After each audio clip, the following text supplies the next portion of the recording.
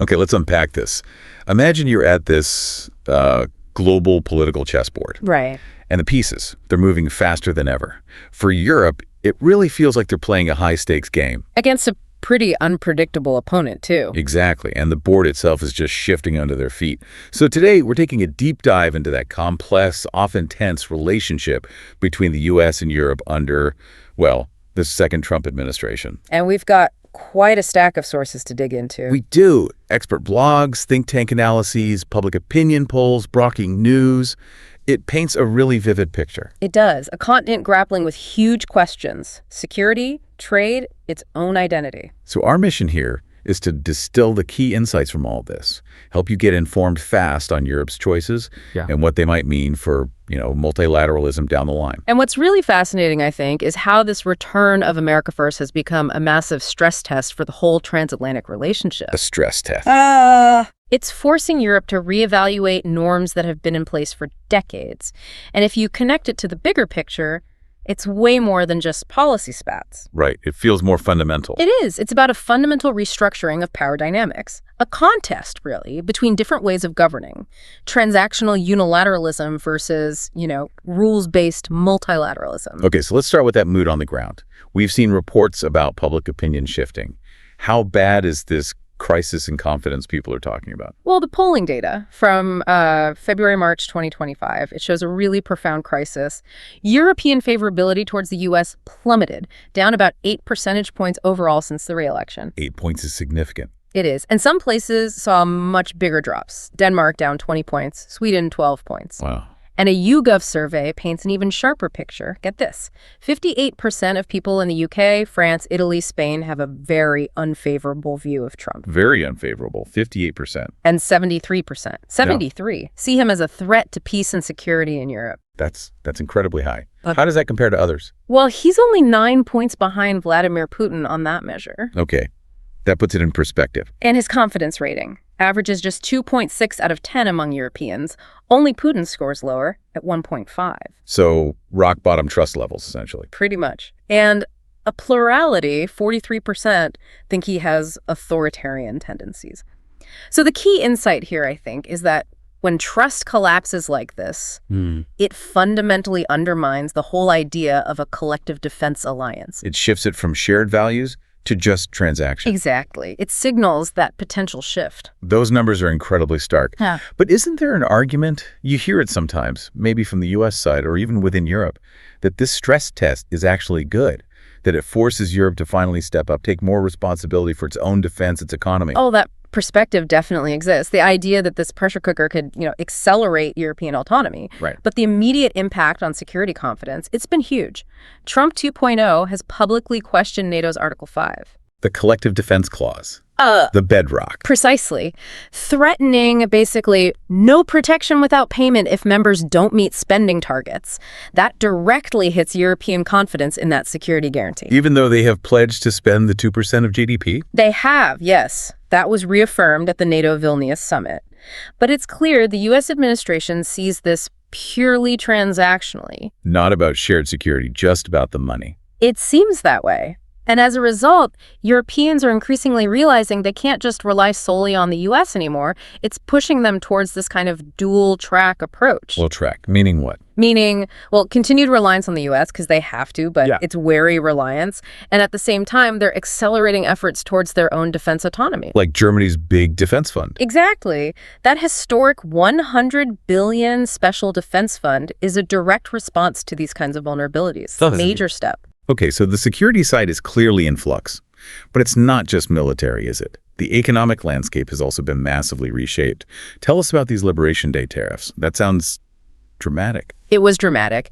The administration really escalated trade tensions fast in early 2025. April 2nd, they announced these sweeping tariff increases. Liberation Day. That's what they called it. A baseline 10% tariff on all imports, plus extra country-specific ones.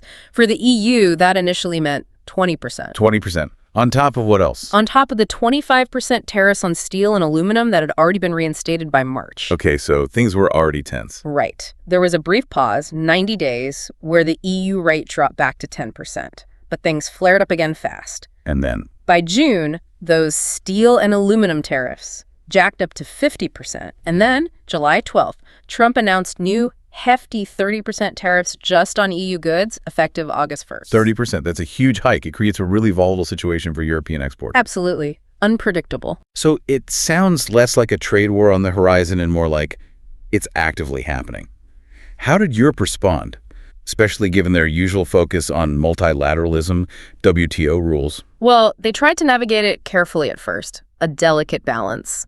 On April 10th, they actually suspended their planned retaliatory measures to give negotiations a chance, basically, trying to de-escalate. But that didn't last. No. As the U.S. tariffs kept climbing, by July 13th, the European Commission President, Ursula von der Leyen, announced they were speeding up preparations for countermeasures. Big ones. Proportionate ones, they said, targeting up to EUR 93 billion in U.S. goods if no deal was reached. 93 billion, wow. And that's on top of reinstating older suspended measures from 2018 and 2020, targeting another EUR 8 billion of U.S. goods. So they were ready to hit back. And crucially, they also went the formal route. They launched a dispute at the WTO. Arguing the U.S. tariffs broke the rules. Exactly. That they blatantly violate fundamental WTO rules. It signals they're sticking to the rule book, even under pressure. Okay, so retaliation threatened, WTO case launched. But then there was a trade deal announced, wasn't there? The one in Scotland. Does that signal a breakthrough, or was it something else? Yes, July 27th, 2025, that agreement was reached at Turnberry. But the terms, well, they sparked a lot of debate. How so?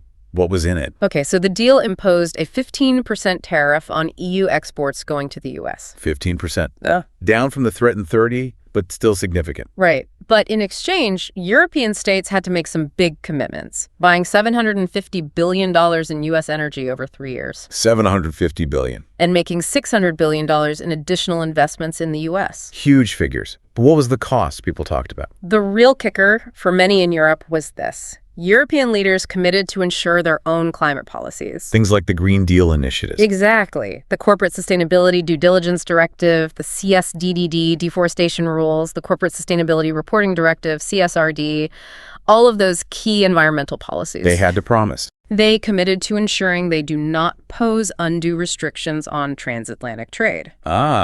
So potentially watering them down. That's the fear. That pressure from U.S. industry groups, like the American Petroleum Institute, forced concessions on policies fundamental to the EU's own Green Deal. How did European leaders react publicly? It was divisive. The French Prime Minister, François Bayrou, bluntly called it a submission. Strong words. And Germany's Chancellor Friedrich Merz said it would significantly damage his country's finances. So deep divisions, a feeling of major compromise. And it wasn't just traditional goods caught in this, right? Digital services became another battleground. Absolutely. The administration extended its tariff threats to the digital realm, specifically targeting countries with digital service taxes, DSTs. Which countries? Explicitly named the UK, France, Italy, and Spain. The argument was that these taxes hurt U.S. tech giants, Google, Meta. And the claim was they let others off the hook. Right, that they outrageously give a complete pass to China's largest tech companies.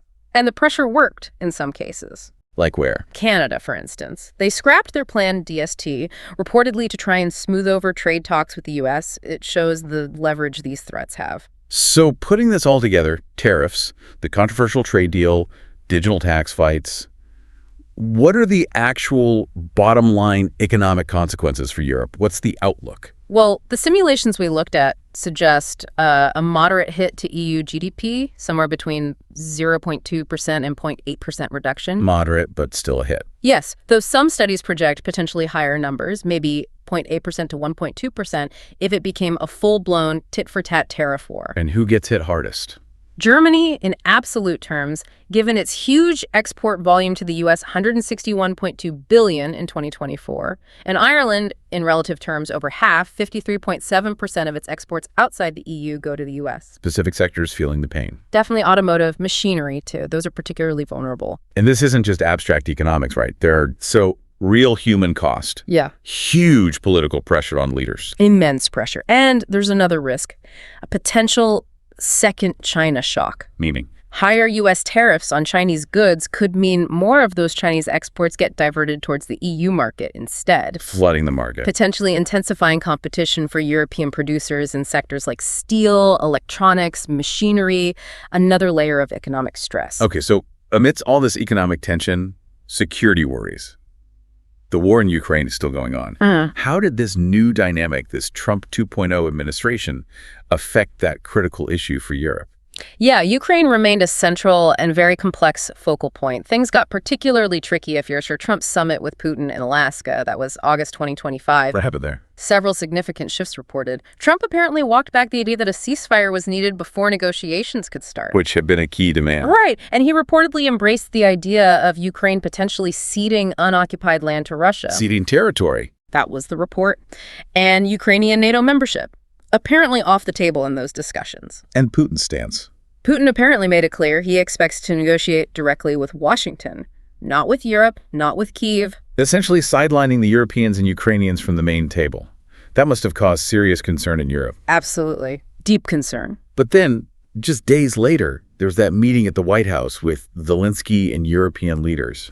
It looked like a show of unity. Was it? What were the underlying dynamics there? Precisely. August 18th, just days after Alaska, it was framed as a show of force for Team Europe. Team Europe. Yeah, the Europeans launched what was described as a sustained charm offensive to try and, reinvigorate transatlantic unity on Ukraine. Any notable details from that meeting? One interesting diplomatic detail, remember, Trump had publicly criticized Zelensky's casual dress back in February. I do remember that. Well, for this White House meeting, Zelenskyy arrived in a formal black suit and repeatedly expressed gratitude.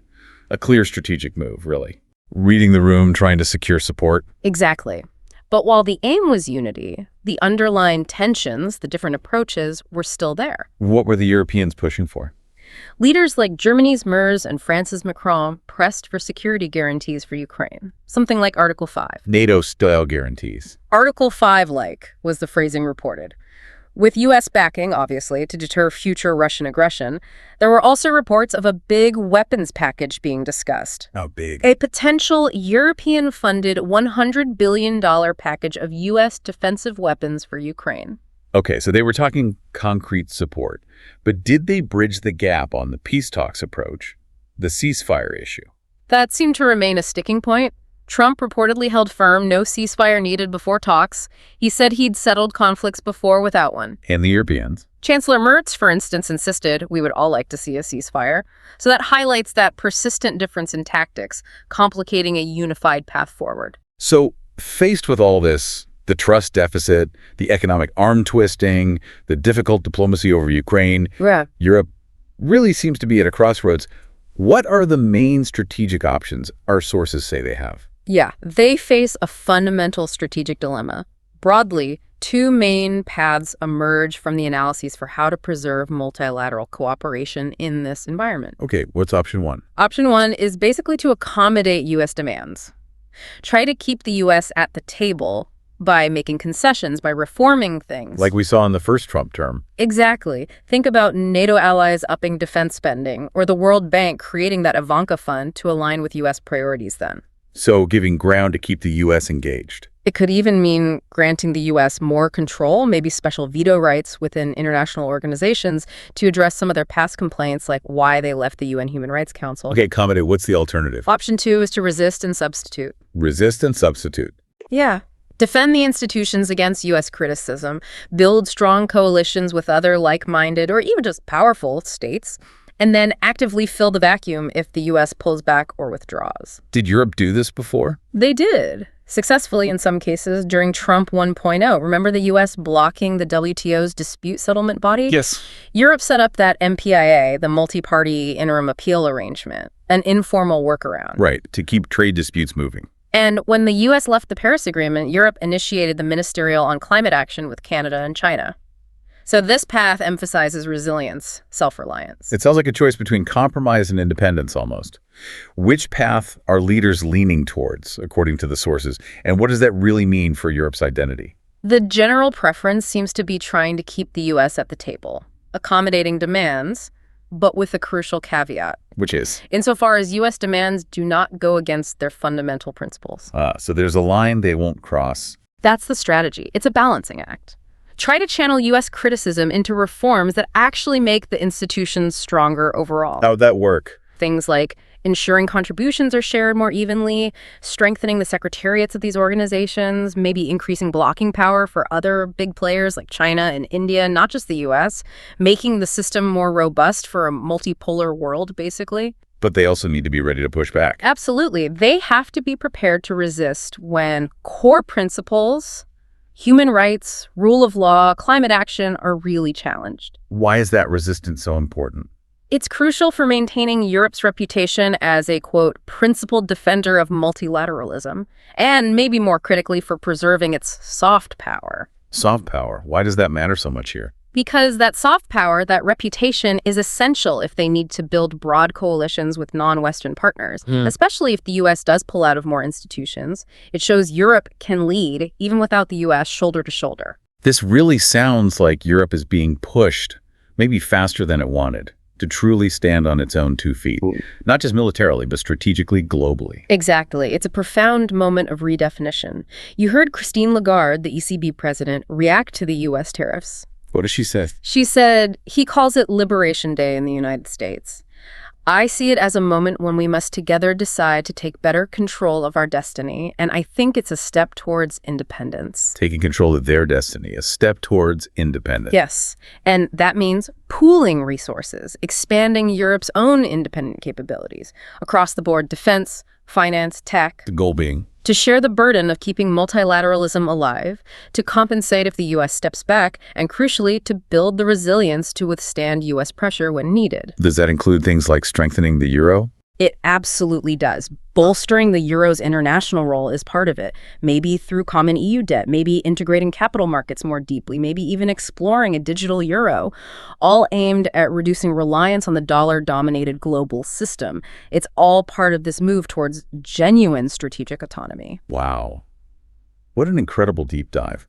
We've really traced Europe's journey through this incredibly challenging landscape. From that plunging public trust, those really contentious trade deals that could reshape climate goals, to that delicate diplomatic dance over Ukraine, and now these fundamental questions about the future of global rules, global governance. It's just crystal clear that the choices being made right now will echo for years, decades even. Absolutely. And ultimately, what our sources really reveal is that Europe is standing at this pivotal crossroads. It's being forced to define its strategic autonomy in a world of, well, intensified competition. And the core question is, how much will it choose to prioritize its foundational values, its multilateral principles, even when faced with really significant material costs and geopolitical pressure from its traditional ally? Versus making uncomfortable compromises to keep the U.S. engaged. Exactly. And whatever that decision is, it won't just reshape the transatlantic alliance, it's going to redefine the global order we've known for decades. It really is a fascinating, crucial story to keep watching unfold.